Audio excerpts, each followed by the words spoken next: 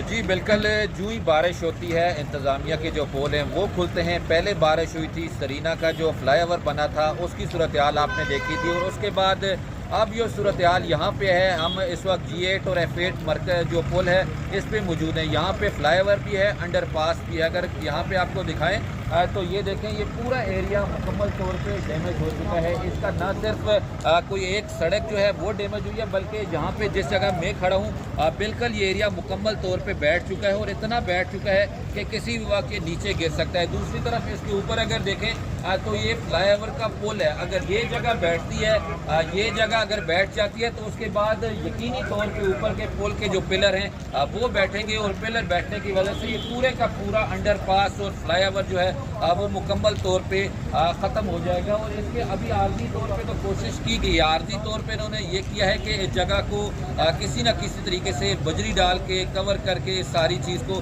जो है वो कवर कर लिया जाए, लेकिन अमली तौर पे ये मुमकिन हमें इसलिए दिखाई नहीं देता क्योंकि अरबों रुपए की मालियत से इस पुल की तामीर की गई, इस अंडर पास की तामीर की गई, और 45 दिनों के अंदर अंदर इंतज़ामिया ने बड़े अखबारात में इश्तिहार दिए। इश्तिहार देने के बाद ये बताया कि इन्होंने रिकॉर्ड मुद्दत के अंदर अंदर एक बहुत बड़ा मनसूबा जो है वो मुकम्मल कर लिया है। और उस मनसूबे मुकम्मल होने के चंद दिनों के बाद, चंद महीनों के बाद आपने सूरत हाल ये देखी कि नीचे का एरिया मुकम्मल तौर पे जो है वो डैमेज हो चुका है। तमाम पूरा जितना इसका एरिया है ये डैमेज होने के साथ साथ यहाँ दरारें पड़ चुकी हैं। ऊपर का जो एरिया है ये किसी भी वक्त जब पिलर नीचे जाएंगे या ये ज़मीन बैठेगी या बैठ रही है, जो पिलर की सूरत हाल हमें नज़र आ रही है, तो अगर ये मज़ीद बैठती है तो ये पिलर भी गिर सकते हैं। जो फ्लाई ओवर का एरिया है ये भी गिर सकता है। अंडरपास का एरिया जो नीचे बैठा है, अंडरपास का एरिया बैठने की वजह से ये सारी दरारें जो हैं इधर तक पड़ चुकी हैं। आर्जी तौर पे तो ये हम देख रहे हैं कि इसको छुपाया जा सकता है, बजरी डाली जा रही है, सीमेंट डाला जा रहा है, कवर किया जा रहा है